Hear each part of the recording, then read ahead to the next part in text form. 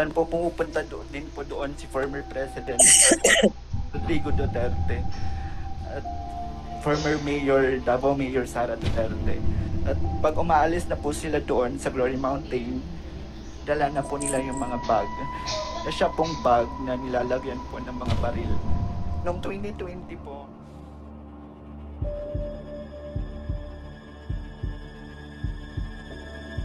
Michael, alias Ikaw, Rene, witness ka rin naman yan, di ba? Kung tutusin lang, yung chopper, alam mo saan bumababa? Di ba? Michael, alias Rene, alam mo kung saan ang chopper nag-stop, di ba? Di ba sa round ball? Di ba sa round ball? 8 months ako sa Glory Mountain, ha? Sabihin ko sa'yo, sinong kasama ni Pastor palagi? Sinong enteng? Wala akong nakitang Duterte doon. At buong buhay ko, never ko narinig na nagsabay si Duterte, Sara, at saka yung tatay niya, papunta kay Pastor. Yes, yes. At yung sinasabi mong nilalatag, sandali lang ha, nilalatag? Saan nilalatag? Sa mansyon? Saan ba yon? Yung sa labas daw ng mansyon, sa tent? Sa tent. Wala nga mansyon doon. Ulitin ko, wala mansyon doon. Saan may ilalatag ang trapal doon, ha? Eh, puro nga halaman ang nandun eh. Hindi nga pwedeng tapakan kasi pag namatay yun, ikaw yung magtatanim noon. Sige. Patunayan mo yung sinasabi mo. Dapat, kasi lahat ng sinasabi mo, dapat meron kang proof. Pag wala kang naipakita kahit isang pruweba na totoo yung sinabi mo, kawawa ka talaga. Pati yung kumakampi sa'yo. Sa 8 years ko, na-assign ako sa coffee shop. Ako mismo nagsiserve, nakakaserve ako kay Pastor. Alam ko rin kung sino yung mga bisita ni Pastor na pumapasok sa Glory Mountain.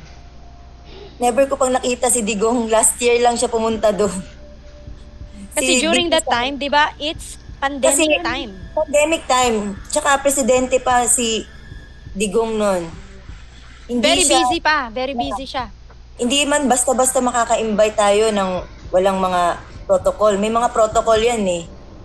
Tsaka sa Glory Mountain, never talaga siya nakapunta. Last year lang, kasi tapos na yung termino niya. Doon siya siguro nagkaroon ng bakanting oras. Pero si Sara, VP Sara Duterte, never pa yan nakapunta sa Glory Mountain. Di ko talaga yan siya nakita doon.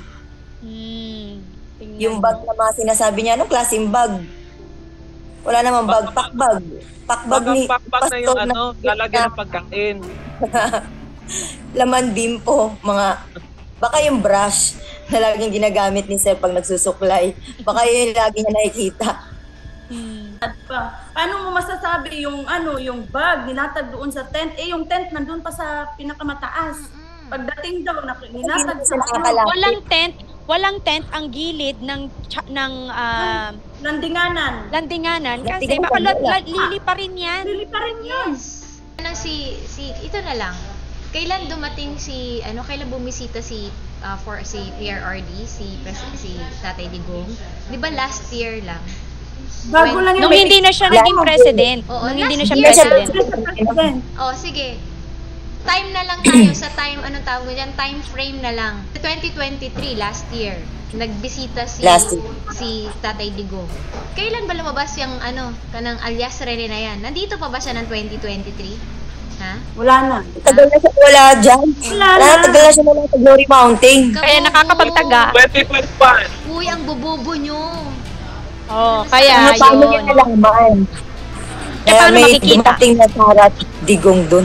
Hindi naman niya nakikita. At saka never nagsabay, never nagsabay. Kahit dito sa sa Central Compound, pag bumisita yan, si Tatay Digong, iba yan, hindi yan nagsasabay silang dalawa. Separate yan.